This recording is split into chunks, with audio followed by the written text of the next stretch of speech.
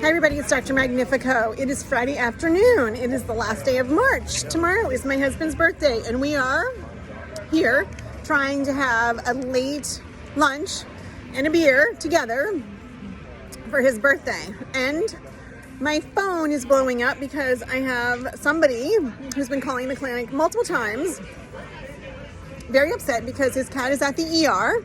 This is the second time this week that I've been called with a cat at the ER who's got a broken leg. The leg needs to be addressed, and if you don't have the $4,000 to $10,000 that the orthopedic surgeons want to fix the leg, then everyone says just amputate the leg, which, you know, is one way to treat a broken leg in a cat. And so then people start looking for affordable ways to do amputations. There are a couple of places around us, thank God, who do affordable amputations. Most of the referral clinics are going to want $4,000 to $6,000 or more to either fix the leg or amputate the leg. So I get my name passed around at the ERs as call Jared's Vet. See if they'll do it affordably for you. That's fine in that I want to help. And if you're a client of Jared's Vet, I will do anything I can within my power to help you. But if you're some other person who's not a client and you end up in an ER and you can't afford the estimates that they give you, it's a little unfair that you pass around my name, but it happens. So we're going to move on from that.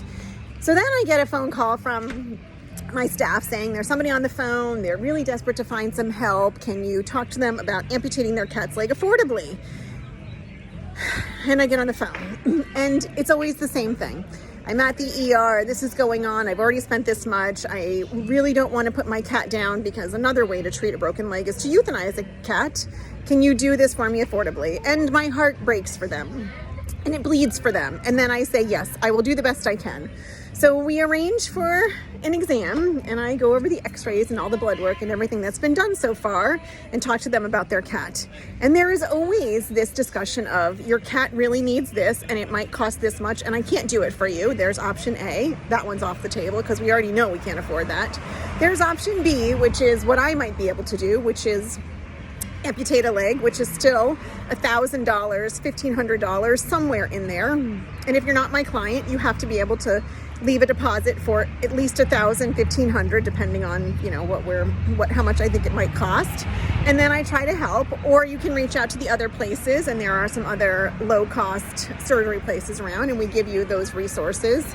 And then I talk to them about, and if all else fails, and it comes down to I have very little money and I can't come up with $1,000, you can put your cat in a cage and you can rest them for 6 to 8 weeks. And in a lot of cases, these cats will heal. If you just give them time and patience and restricted activity, they will heal. And that, in my opinion, is an acceptable treatment plan. It is also more acceptable than euthanizing because you have a broken leg. So I talk to them about that. And then I get a phone call from the ER telling me that I insinuating that I should be feeling bad about offering crate rest.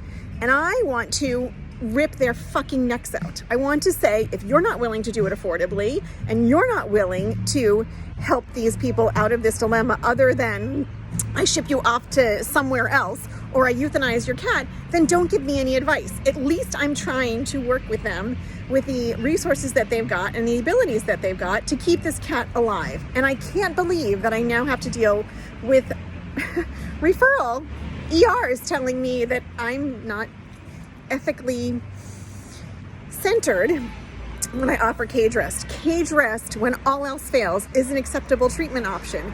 Sure, it's nice to manage pain, and sure, we have to address infection when we've got it, but give these cats a chance. Why are we rushing to euthanize them? And then, why are you going to give me advice if you're not going to help these people yourselves? And they're at your clinic, not mine, your clinic. So there we go. My never-ending dilemma of being asked to help, trying to help, and then getting it from the people who are trying to pawn off a patient on me because they don't want to invest their time, their skills at a price point that people can manage. It's really getting frustrating. When I take the next step that I'm going to take in addressing the access to care dilemma, it's going to be war. I think it's going to come down to that. It is not fair that these people don't have any other options. It's also not fair to me that I'm going to be harassed or judged or berated or even given any of your opinions. I don't want your opinion if you're not going to help these people. So there we go. All right, everybody, have a nice weekend. Wish my husband happy birthday, and I'll talk to you soon. I'll let you know how it goes.